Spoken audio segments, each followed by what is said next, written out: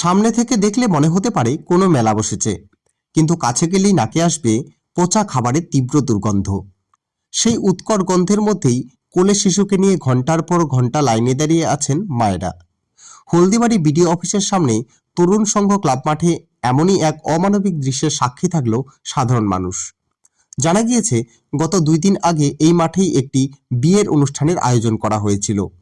উৎসব মিটে গেলেও মাঠ পরিষ্কার করার কোনো প্রয়োজন মনে করেনি কেউই।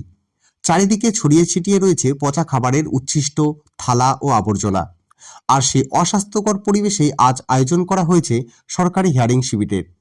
সকাল থেকেই দূর দূরান্ত থেকে উপভোক্তারা লাইনে এসে দাঁড়িয়েছেন, যাদের মধ্যে সিংহভাগই মহিলা এবং তাদের সাথে রয়েছে ছোট শিশু। রোদের তেজ আর তার সাথে পচা খাবারের দুর্গন্ধে লাইনে দাঁড়ানো দায় হয়ে পড়েছে। বিক্ষুব্ধ এক উপভোক্তার কথায়, সরকার আমাদের ডাকার সময় ডাকলো, কিন্তু বসার বা দাঁড়ানোর ন্যূনতম পরিবেশটুকু দিতে পারল না। পচা গন্ধে পেটের নাড়িভুড়ি উল্টে আসছে, আর এই পরিবেশে ছোট বাচ্চা নিয়ে দাঁড়িয়ে থাকা কতটা যন্ত্রণার তা প্রশাসন বুঝছে না। সরকারি ক্যাম্প বা হিয়ারিং যেখানে আয়োজন করা হয়, সেখানে পরিষ্কার পরিচ্ছন্নতা বজায় রাখা প্রশাসনের প্রাথমিক দায়িত্ব। বিয়ের আসর বসার পর কেন সেই আবর্জনা সাফ না করেই সেখানে শিবির করা হলো, তা নিয়ে স্থানীয় বাসিন্দাদের মধ্যে তীব্র ক্ষোভ সৃষ্টি হয়েছে। স্থানীয়দের দাবি, প্রশাসনের এই চূড়ান্ত উদাসীনতা সাধারণ মানুষের স্বাস্থ্যের সাথে খেলা করার নামান্তর। শেষ খবর পাওয়া পর্যন্ত অস্বাস্থ্যকর পরিবেশের মধ্যেই কাজ চলছে। স্থানীয় কাউন্সিলর বা বিডিও অফিসের পক্ষ থেকে মাঠ পরিষ্কারের কোনো তৎপরতা লক্ষ্য করা যায়নি।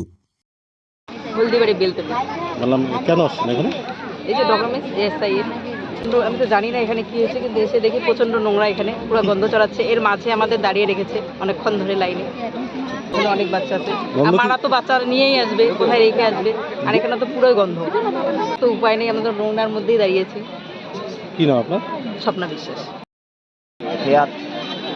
আমরা এখানে যে লাইনে দাঁড়িয়েছি, এখানে তো কোনো ডিসিপ্লিন বলতে নেই। কারণ এই যে এত নোংরা ফোংরা, তার মধ্যে আরও ওই তাদের আরও মেজাজ দেখিন নাকি লাইনে দাঁড়াও, পিছনে যাওয়া যাবে না, নানা রকম নোংরা। তো ভাত তরকারি পড়ে আছে? হ্যাঁ, ভাত খাইতে থালা তুলা হাবি যাবি নানা রকম। মানে এখানেই আপনাদের দাঁড় করা? এখানেই যে আমাদের দাঁড় করা। কী করবো, আমরা তো গরিব লোক না, আমরা গ্রামের লোক, আমাদের কোনো বলার কিছু নাই। তো গন্ধ কি ছড়াচ্ছে এখানে? মানে সে তো অবশ্যই ওখানে নাও থাকতে হবে, গন্ধ হলেও থাকতে হবে, উপায় নেই। তবে আমরা কী বলবো, ওখানে তো কোথায় বলা না যায়, দ্বিতীয় ওখানে তো কোথায় বলা না যায়, পিছনে দাঁড়াও না যায়। কি নাম আপনার? আমার নাম মজিদুল হক।